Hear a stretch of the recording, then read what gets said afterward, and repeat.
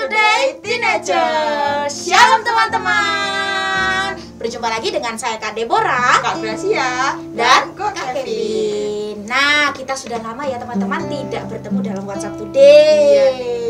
Nah, kali ini ada tema yang spesial nih Kak Deborah. Wah, apa itu Kak Grace? Jadi, tema WhatsApp Today minggu ini adalah generasi strawberry. Wah, teman-teman pasti penasaran kan? Iya nih, kalau teman-teman penasaran, kalian harus menyaksikan pembahasan nanti ya. Sekarang kita akan berdoa terlebih dahulu.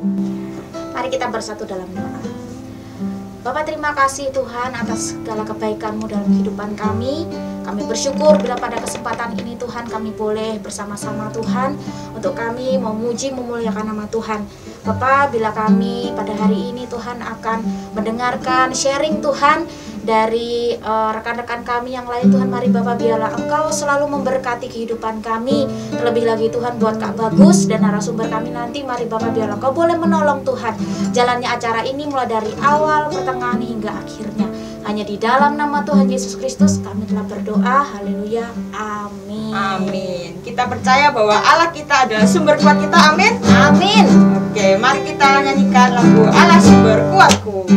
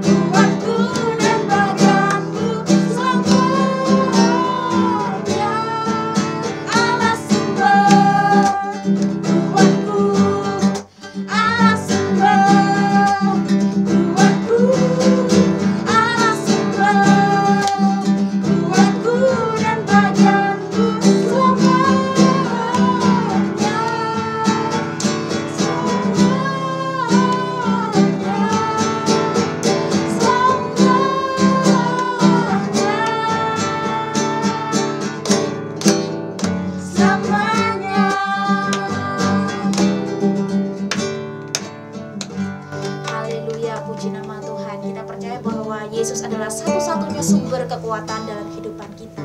Oleh sebab itu kita tidak boleh menyerah, kita tidak boleh putus asa ketika kita menjalani kehidupan kita. Percaya bahwa Tuhan selalu beserta dengan kita. Amin. Kita mau sama-sama katakan, jangan pernah menyerah. Tuhan tak pernah janji langit selalu biru, namun penyertaan Tuhan selalu ya dan amin dalam kehidupan kita. Mari kita sama-sama nyanyikan dengan kesungguhan hati. Selalu biru, tetapi Dia berjanji selalu menyertai. Tuhan tak pernah janji jalan selalu rata, tetapi Dia berjanji berikan kekuatan.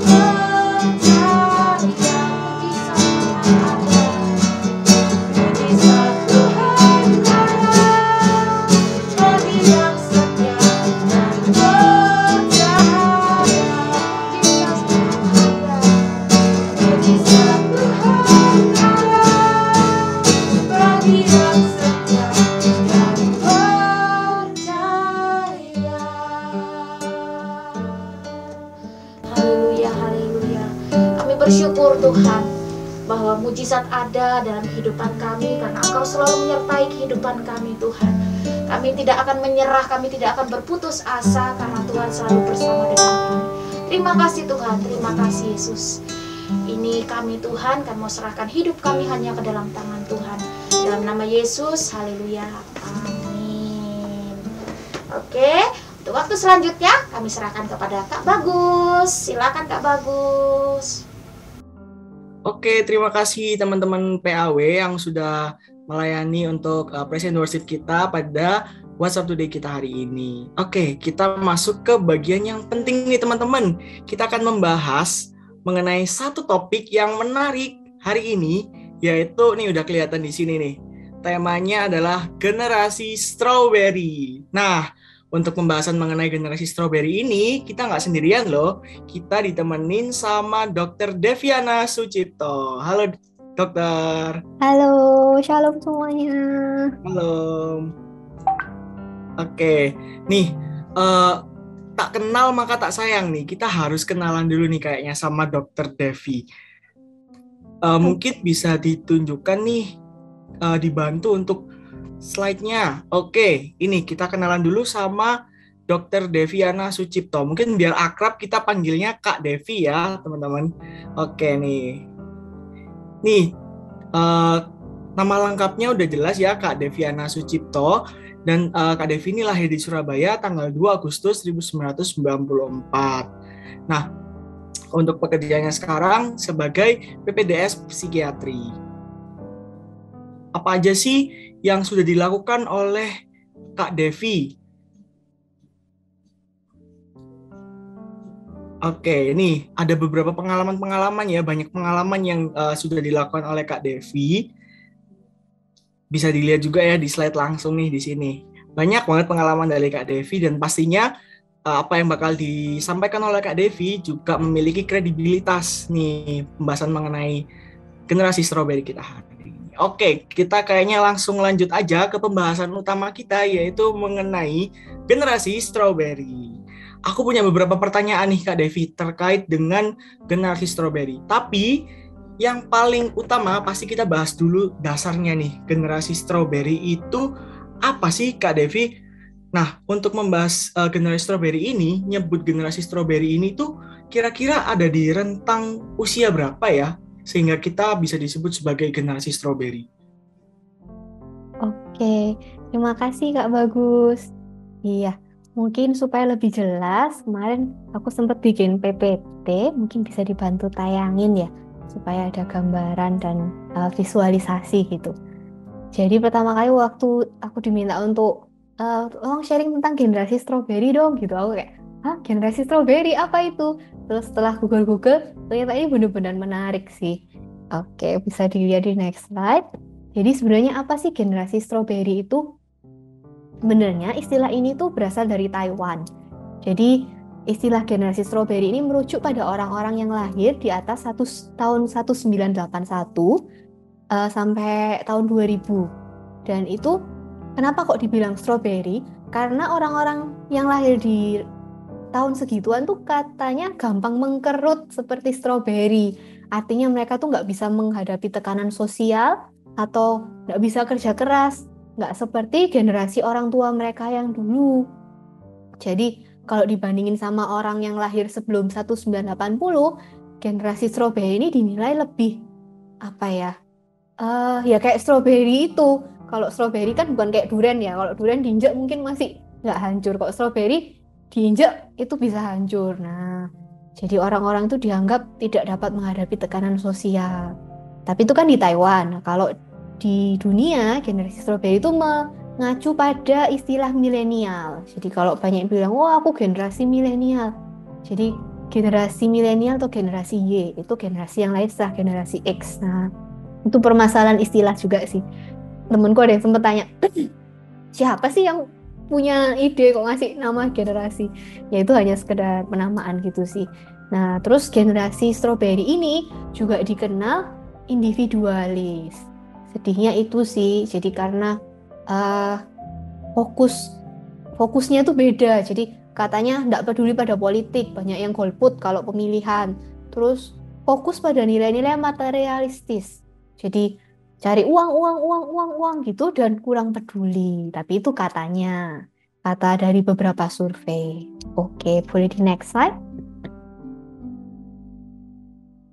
Nah, ini kalau dari generasi ke generasi, jadi ada namanya generasi baby boomer, itu 1946 sampai 1964. Sekarang tuh sudah opa-opa mungkin ya.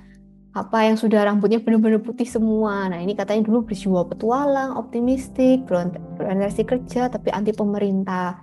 Nah, terus ada generasi X, itu 1965 sampai 1976. Itu yang ya sudah papa-papa, mungkin punya cucu, tapi cucunya masih bayi mungkin ya, masih setengah-setengah muda gitu. Nah, generasi strawberry itu yang ini, yang milenial. Ada yang bilang ini 1977, tapi kok yang tadi ada yang sumber lain itu 1981. Itu katanya pede, berorientasi pada kesuksesan, tapi toleran, kompetitif, haus perhatian.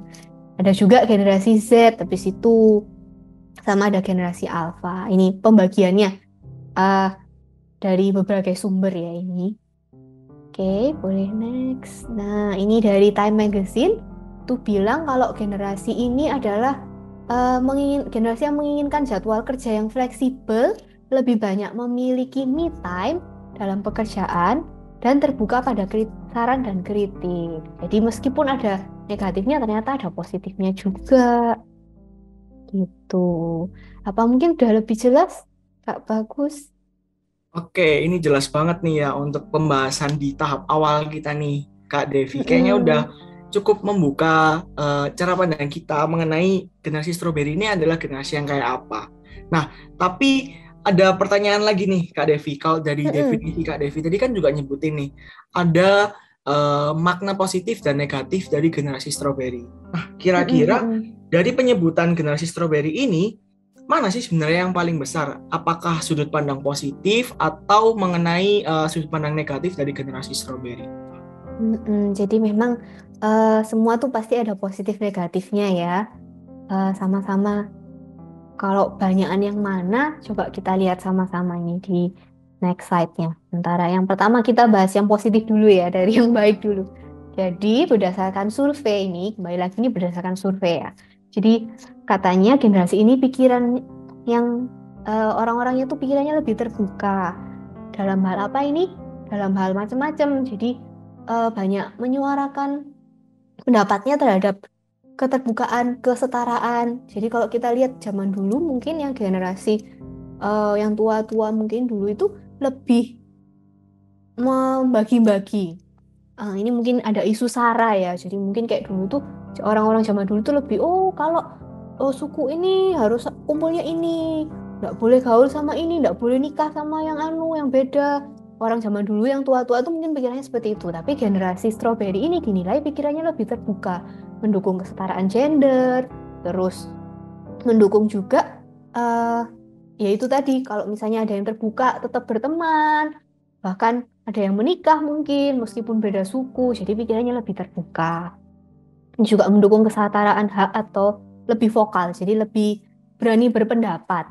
Dimana mungkin zaman dulu kan orang-orang mungkin lebih dikekang ya, kalau zaman orang-orang lahir zaman penjajahan itu nggak sevokal generasi strawberry. Nah, terus dia juga memiliki rasa percaya diri yang baik. Terus mampu mengekspresikan perasaannya, bisa kelihatan bahkan mungkin terlalu mampu, mungkin banyak yang kalau sedih pasang story, nah itu mampu mengekspresikan perasaannya. Kemudian liberal, optimis juga dinilai optimis, jadi ya lebih berpikiran, banyak pikiran positif. Kemudian adaptasi teknologinya ini yang sangat bagus, karena memang kan orang-orang yang lahir di generasi ini tuh mengalami perubahan, shifting. Jadi aku kan termasuk generasi strawberry ya, kalau dilihat dari tahun lahirnya itu ngalami dari dulu pakai pager, atau bahkan mungkin sebelum pager ya, telepon, ada pager cuma ada telepon, terus jadi pager, terus jadi HP yang tebel, sampai sekarang jadi HP yang tipis, jadi yang touch screen. Jadi tuh adaptasi teknologinya dinilai sangat baik dan dibilang ini living the life. Nah, living the life itu jadi katanya banyak yang maunya tuh kerja sesuai passion. Aku cuma hidup sekali, jadi bisa menikmati hidup, itu positifnya. Tapi kita nggak lupa ada negatifnya juga ternyata. Nah, negatifnya ini. Waduh, yang pertama langsung pemalas. Saya merasa tertohok. Mungkin memang dinilai lebih malas dibandingkan generasi sebelumnya ya. Jadi katanya kalau kerja itu berat sedikit sudah mengeluh gitu. Sementara kalau yang orang-orang zaman dulu itu katanya dikasih kerjaan berapapun tetap bakal mengerjakan. Terus terlalu narsis. Mungkin karena waktu kita remaja juga, waktu ababil-ababil itu teknologinya mulai banyak foto-foto gitu. Jadi sekarang terlalu narsis pas sudah besar. Kemudian dibilang juga mudah menyerah atau bosan.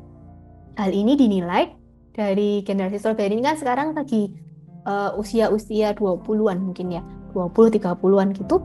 Itu banyak yang pindah pekerjaan. Jadi sulit sedikit, merasa ditekan sedikit, akhirnya pindah pekerjaan. Kemudian udah kerja lama sedikit, kok nggak meningkat-meningkat dia, bosan, akhirnya pindah juga gitu. Terus dinilai manja. Nah, manja ini juga ya ada pengaruh pola asuh juga, mungkin nanti kita dibahas di belakang-belakang, mungkin nanti kita bahas lebih lanjut lagi. Tapi memang generasi ini dinilai manja, yaitu tadi ditekan sedikit langsung mungkin lari ke orang tua ya, mama aku dimarahi di tempat kerja, mungkin seperti itu manjanya. Kemudian ada yang bilang penyendiri juga, karena ya mungkin gaya hidup ya sekarang kan bisa work from home, bisa kerja itu cuma dari kamar, katanya generasi ini banyak yang penyendiri. Kemudian arogan dan konsumtif, itu mungkin deket-deket ya, banyak yang suka beli barang-barang mewah terus dipamer-pamerkan. Nah, tapi ini kembali lagi, ini mungkin nggak semua, dibilangnya generasi tapi ya aminnya nggak semua. Dan dinilai kurang sabar. Kurang sabar itu, kurang sabar gimana maksudnya? Jadi kalau bekerja pengennya tuh hasil yang instan gitu loh. Kayak apa ya? Ya kayak mungkin karena kebiasaan makan mie instan ya. Bagus. Jadi sudah baru kerja sebentar terus kok gajinya nggak naik-naik, itu kayak kurang sabar. Atau baru PDKT sebulan sudah nembak ditolak terus langsung ya sudah menyerah saja gitu. Jadi kurang sabar, kurang apa ya, kurang tekun gitu. Itu tadi sekilas positif negatifnya ya, memang ada dua-dua sih. Oke, tadi penjelasannya ini agak menusuk dikit ya dan tersindir sedikit nih kelihatannya nih. Tapi relate juga sih. Ya, walaupun memang kalau dari usia aku tergolong generasi Z, tapi tidak bisa dipungkiri mungkin dari yang istilah ini sebenarnya untuk milenial, tapi juga kena juga ke generasi di bawahnya juga ya Kak Devi. Sepertinya kayak Oke. menyebar gitu ya. Iya, menyebar gini ya, Menular. macam virus gini, menular gini. Nah, oke, kalau dari penjelasan yang tadi nih, generasi strawberry ini kan menunjukkan kalau sebenarnya generasi ini adalah generasi yang kreatif, terus bisa dibilang generasi yang inklusif ya, atau bisa menerima keberagaman gitu ya. Tapi justru generasi ini adalah generasi yang rapuh. Nah, kira-kira apa sih yang bisa membuat generasi ini menjadi seperti itu? Iya, kayak penyebabnya gitu ya, Iya, apa ya? penyebabnya kenapa kok bisa sampai kita terbentuk situasi yang seperti ini?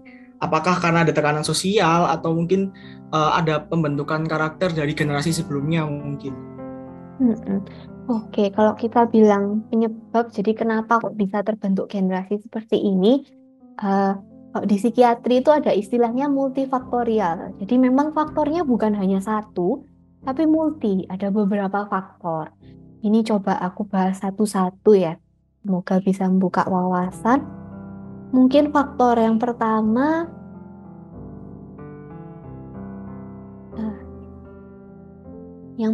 itu memang nggak lepas dari pola asuh ya. Jadi biasanya kalau pasien-pasien di jiwa itu ya, kok bisa sampai kayak gini ya? Biasanya memang ada sangkut pautnya dengan orang tuanya. Biasanya pendidikan dari orang tuanya, pola asuhnya itu juga bermasalah. Nah, pada generasi strawberry ini, orang tuanya itu sibuk bekerja. Jadi, kalau mungkin dilihat dari tahunnya, khususnya di Indonesia ya, mungkin kok kita nggak usah ngomong jauh-jauh ke luar negeri. Yang di Indonesia itu, orang tua yang melahirkan generasi strawberry itu sudahlah hidup di masa setelah penjajahan, jadi sudah merdeka, tapi memang masih berjuang. Indonesia waktu itu mungkin masih belum semakmur sekarang ya, masih berkembang, negara berkembang kan. Jadi di mana orang tuanya itu mungkin sibuk bekerja, sibuk cari uang, sehingga nggak punya waktu untuk anak-anaknya. Dan akhirnya anak-anaknya dititipkan pada pengasuh, pada babysitter. Di zaman sekarang juga banyak yang seperti itu sih, tapi mungkin orang tua zaman sekarang saya lihat kalau di Instagram tuh banyak yang sudah mulai aware. Tapi mungkin zaman dulu mereka nggak aware itu. Mereka merasa, oh aku kerja keras, cari uang yang banyak buat anak-anakku. Tapi akhirnya mereka kurang waktu untuk anak-anaknya, dan anak-anaknya dititipkan ke pengasuh. Nah, saat dititipkan ke pengasuh ini, kita bilangnya psikodinamika, jadi tumbuh kembang anak itu ada waktu mereka belajar tentang reward system. Jadi anak kecil itu, balita itu belajar banyak hal yang seharusnya sangat penting. Yang pertama itu salah satunya reward system. Reward system itu apa? Saat kamu salah, kamu dihukum. Saat kamu baik, kamu dapat reward gitu. Kamu dapat penghargaan. Nah, tapi kalau misalnya yang ngasuh bukan orang tuanya, mungkin kan tergantung pengasuhnya ya. Kalau pengasuhnya pas nggak benar, anaknya mau nakal, mau baik, tetap dikasih. Minta ini, langsung dikasih. Orang tua pun seperti itu. Mungkin karena sibuk, anaknya minta apa, ya wis langsung dikasih. Jadi kayak mereka juga kurang mendapat, apa istilahnya, kurang memiliki daya juang karena terlalu mudah. Minta ini langsung dikasih, minta ini langsung dikasih. Nah, akhirnya itu akhirnya membuat anak-anak yang bertumbuh menjadi dewasa ini jadi kurang tahan uji, yaitu tadi dikasih stresor sedikit langsung mengkeret kayak stroberi itu tadi. Jadi karena itu dari kecil kebiasaan seperti itu. Saya sendiri ingat sih waktu saya kecil, waktu SD ya, SD, SMP, mungkin SMA sudah enggak. Waktu itu bukunya ketinggalan, PR-nya ketinggalan, bukunya ketinggalan. Sekarang waktu itu saya enak, waktu di mobil kayak ketinggalan atau setelah ketahuan ketinggalan bisa telepon mama, "Ma, bukuku ketinggalan." Sambil nangis-nangis, terus langsung diantarkan bukunya. Nah itu sebenarnya ya jujur itu kurang baik ya, pola asuh yang kurang baik. Karena di saat seharusnya papa saya cerita waktu itu, waktu zamannya papa dulu kalau buku PR-nya ketinggalan, ya ndak ada yang namanya nganter gitu. Papa harus kembali naik sepeda sekolahnya, kembali ke rumah naik sepeda buat ngambil buku terus sekolah lagi. Nah, dilihat dari pola asuh ini aja sudah berbeda. Orang-orang yang zaman dulu, generasinya papa saya, itu lebih tahan uji. Kamu salah ya dihukum. Kalau kamu nggak bawa buku PR, nggak bisa ngambil ya dihukum. Tapi kalau yang generasi saya, nggak bawa buku PR, telepon mama, diantar buku PR-nya. Gitu.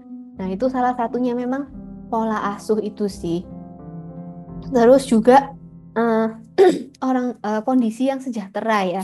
Jadi berhubungan juga kondisi yang lebih sejahtera dibandingkan zaman dulu. Zaman dulu waktu zaman penjajahan, mungkin waktu orang tua saya masih kecil, saya masih kecil itu masih zaman penjajahan itu dulu.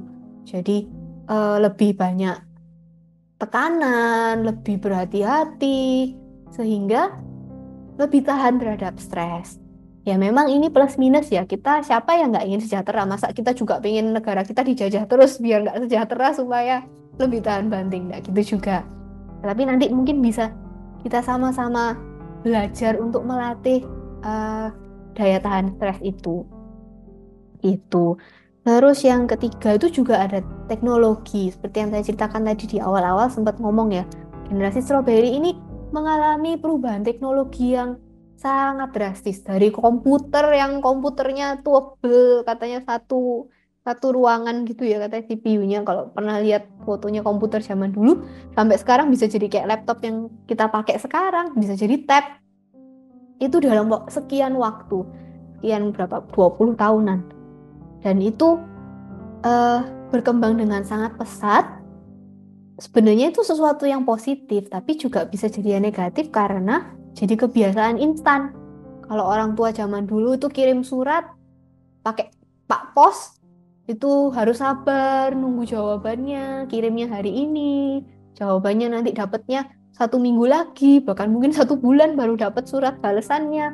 Sementara kalau generasi strawberry ini sudah kebiasaan, mungkin dulu SMS langsung cepet bales, BBM langsung cepet bales, sekarang WA langsung cepet bales. Jadi kebiasaan instan. Akhirnya itu membentuk kepribadian yang itu tadi, kurang sabar menunggu, kurang ulet, nggak dibales sebentar nangis, nggak dibales sebentar stres, nggak dibales chatku. Padahal kalau orang zaman dulu suratnya nunggu bales bulanan mungkin gitu. Nah, terus selain teknologi itu juga berpengaruh ke yang keempat, media informasi. Jadi adanya kemudahan akses terhadap media informasi.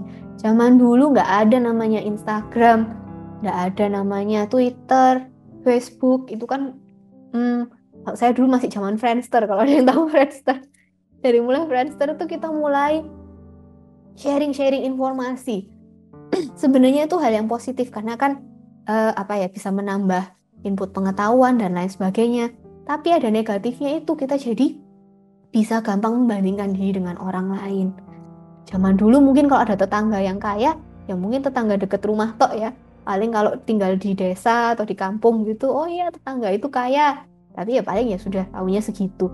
Tapi kalau sekarang kan kita bisa lihat sharing-sharing fotonya The Kardashian, kalau yang cari-cari itu. Wah kaya, terus orang-orang pasang foto mobilnya, mobil yang 2 pintu, tapi bukan truk, mobil 2 pintu, mobil sport. Terus ada yang dilamar pakai cincin berlian, ulang tahun dikasih mobil sama pacarnya. Nah akhirnya ini membuat kita jadi membandingkan diri dengan orang lain dan membentuk kepribadian yang tadi dibilang materialistik. Nah itu yang membuat sedih ya. Jadi kayak ada yang bilang, oh iya jadi kerja terus cari uang. Tapi kalau materialistik kan juga kurang baik ya itu. Gitu.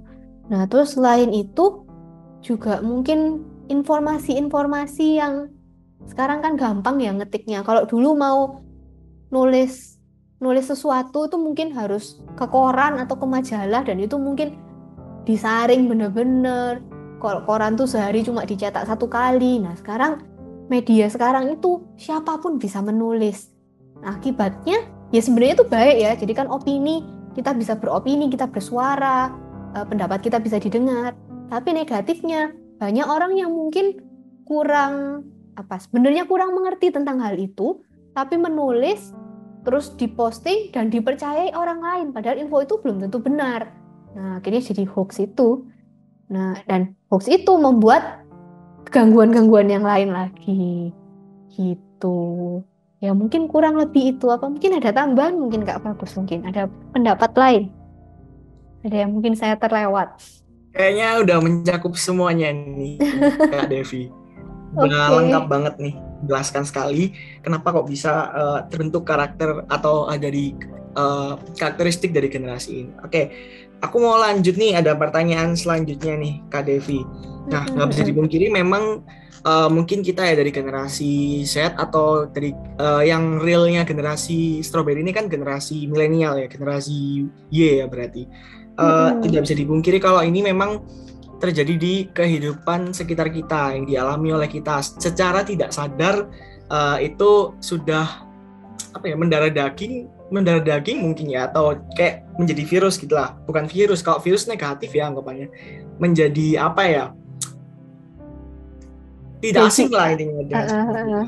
Nah kira-kira nih gimana sih kita untuk membenahi semuanya itu, khususnya membenahi hal-hal yang negatif, pandangan-pandangan negatif mengenai generasi strawberry ini. Adakah kira-kira cara untuk membenahi ini, atau justru mungkin ini adalah hal yang harus diwajarkan ya karena memang kita sudah seperti ini adanya, atau justru kita yang harus membenahi diri? Oke.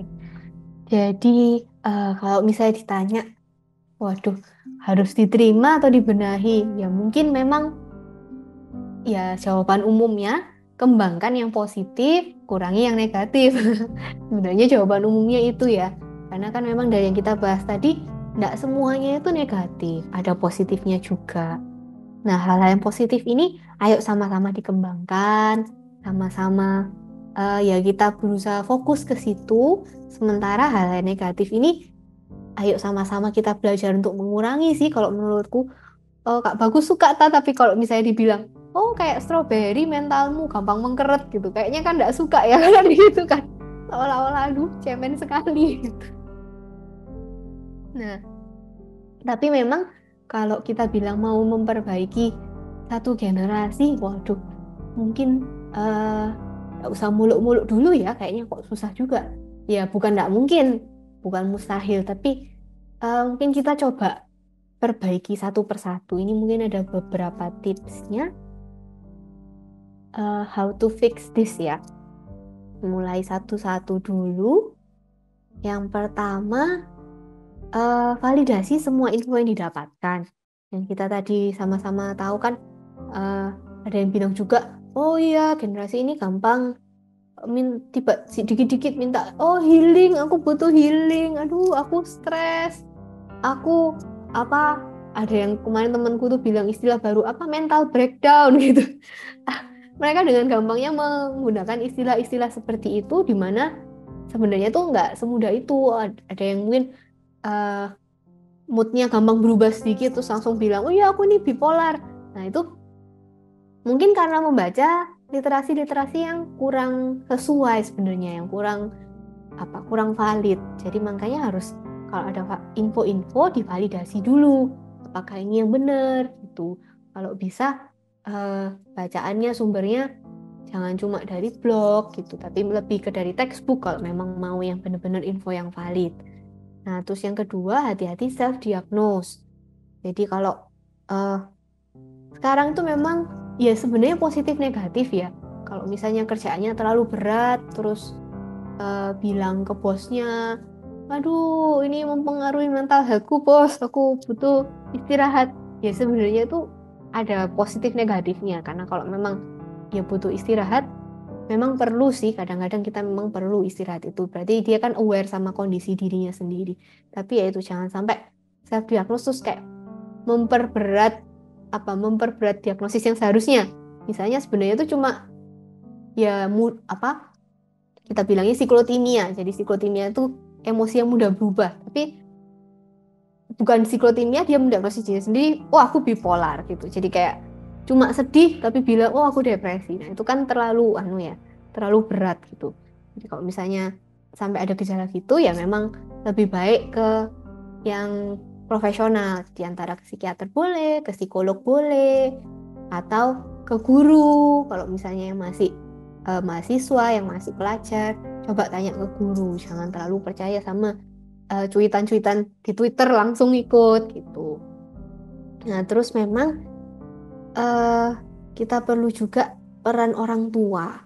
Jadi peran orang tua ini memang ya gampang-gampang susah ya, karena kan mungkin kita nggak bisa semudah itu mengubah orang tua. Tapi bagi kita semua yang di sini sekalian dengar, mungkin karena kita sudah tahu, oh ternyata generasi strawberry itu lahir dari orang tua yang terlalu memanjakan anaknya. Nah, itu bekal buat kita nanti kalau kita jadi orang tua, jangan terlalu dimanja anaknya. Dikasih pendidikan yang baik lah, yang seharusnya, yang sewajarnya gitu. Nggak usah terlalu jahat juga, jangan yang terlalu kaku, keras. Ada beberapa orang yang gangguan jiwa juga karena orang tuanya terlalu keras. Tapi memang menemukan tengah-tengahnya itu yang memang nggak gampang.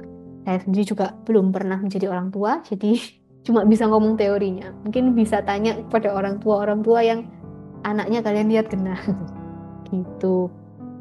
Terus peran pendidik juga memang kita perlu itu ya, untuk memperbaiki generasi yang akan datang. Mungkin kalau yang generasi strawberry, yang generasi saya mungkin sekarang sudah pada bekerja, mungkin ya nggak ada guru ya, tapi mungkin mentor. Kalau misalnya di gereja gitu ada mentor rohani, itu mungkin perlu untuk membangun, untuk mengkoreksi, memberi masukan, seperti itu.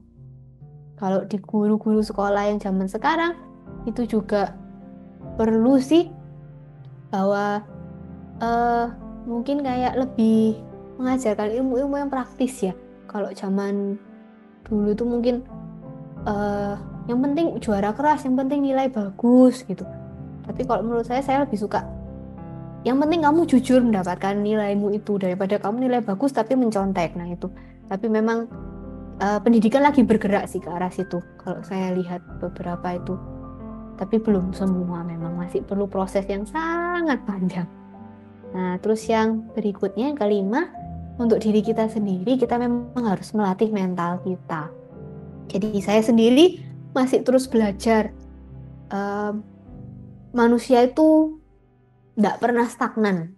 Jadi kalau misalnya kita stagnan, kita nggak gerak, itu jadi benda mati ya namanya. Kalau benda hidup itu harusnya, makhluk hidup itu harus terus bergerak, harus terus berkembang, dan kalau bisa berkembangnya jadi yang lebih baik. Jadi kalau melatih mental itu saya sendiri juga masih belajar, di mana saya yang dulu dikit-dikit minta tolong mama, dikit-dikit minta tolong papa. Nah ini belajar lebih bertanggung jawab pada diri sendiri. Kalau misalnya sekarang ada yang ketinggalan, ya sudah dimarahi, ya sudah di tempat kerja dimarahi, ya sudah tanggung jawab saya. Sudah tidak kayak dulu lagi. Itu salah satu latihan mental. Terus kalau misalnya selain latihan mental sendiri, kalau perlu bantuan mungkin ikut kayak camp-camp gitu. Jadi kok misalnya nggak tahu di GSC ada nggak kayak bootcamp gitu mungkin, atau retret. Kalau retret mungkin kayak ada outbound-nya. Nah, outbound itu salah satunya sebenarnya untuk melatih mental itu. Cuma mungkin ya memang yang sewajarnya ya, jangan sampai yang kayak yang dimasuk koran-koran yang sampai menindas adik kelas. Nah itu ya memang harus yang seimbang lah, jangan terlalu keras tapi juga jangan terlalu lembek gitu. Nah terus kolaborasi juga ya. Jadi salah satu perbedaan generasi ini dengan generasi yang lebih tua itu kan memang kita lebih melek teknologi kalau dibandingkan sama orang tua kita yang kalau papa saya bilang istilahnya itu tumuk-tumuk. Jadi kalau belajar HP itu pelan-pelan mencetnya, oh ya ini terus ini. Kita kan memang lebih cepat. Ya itu memang kita punya kekuatan di situ. Tapi jangan karena kita merasa oh aku lebih pintar di situ, aku nggak perlu belajar dari generasi sebelumnya, aku nggak perlu belajar dari orang tua, aku nggak perlu belajar dari senior-senior di gereja, mungkin kakak guru yang sudah lebih tua. Nah itu pemikiran yang menurut saya kurang tepat ya. Jadi justru memang kita punya kekuatan di sini di bagian teknologi itu, kekuatan kita di situ. Tapi generasi yang lebih tua itu memiliki kekuatannya sendiri, jadi pengalamannya sendiri gitu. Jadi kalau misalnya kita bisa mengajarkan tentang teknologi, misalnya tentang teknologi, tentang tadi kesetaraan, tentang apalagi tadi kebebasan berpendapat, untuk opini, menyuarakan pendapat. Baliknya kita bisa belajar dari generasi sebelumnya tentang kesabaran, tentang ketangguhan. Terus mungkin mereka punya pengalaman-pengalaman masing-masing gitu. Jadi generasi ini memang dipandang, ada yang bilang generasi rebahan ya. Tapi memang dengan kemajuan teknologi kita bisa berkontribusi, bisa membuat perubahan. Nah itu kalau bisa digunakan untuk yang positif gitu. Tapi ya itu jangan karena itu terus meremehkan sebelumnya. Kita juga harus menumbuhkan mental yang tangguh. Kita belajar tentang kegigihan dari generasi sebelumnya gitu. Sebentar ya.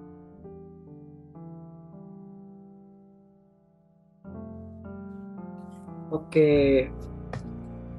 Kayaknya kita udah belajar banyak dari Kak Devi nih tentang penjelasan mengenai generasi strawberry ya. Tadi mulai dari awal apa itu generasi strawberry, terus gimana sih generasi strawberry itu bisa ada dan karakteristiknya kayak apa, dan juga bagaimana caranya kita menghandle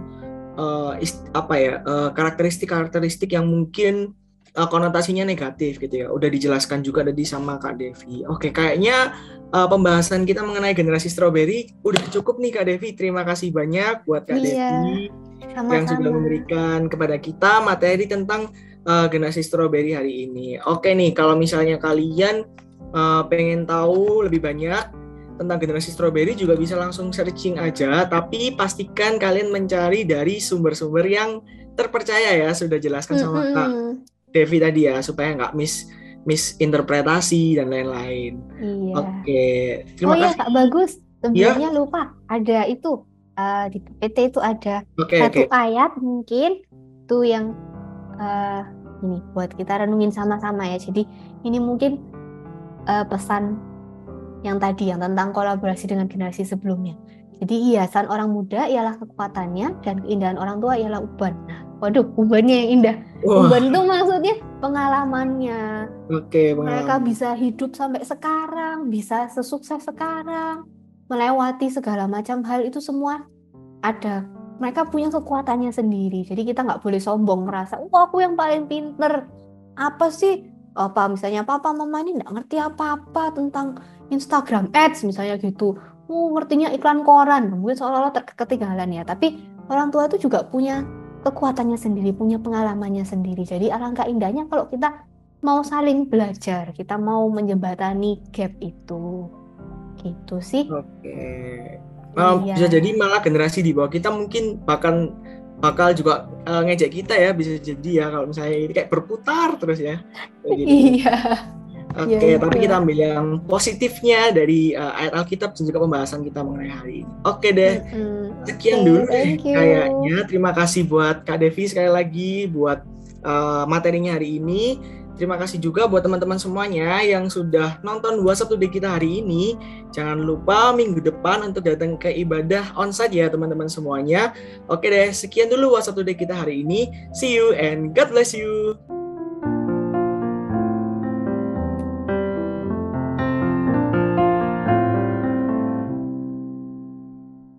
Baik, teman-teman sekalian, kita akan mengakhiri acara WhatsApp Today pada kesempatan saat ini. Dan kita percaya bahwa kita sudah diberkati oleh acara kita pada saat ini. Mari kita akan siap mengangkat tangan kita dan kita siap menerima berkat Tuhan. Kita mengakhiri acara kita saat ini dengan doa. Terima kasih Tuhan Yesus, kami bersyukur buat kesempatan pada saat ini, di mana kami sudah bersama-sama mendengarkan materi pada saat ini. Kami percaya Tuhan Yesus akan memberikan pencerahan di dalam hidup kami melalui penjelasan pada kesempatan saat ini.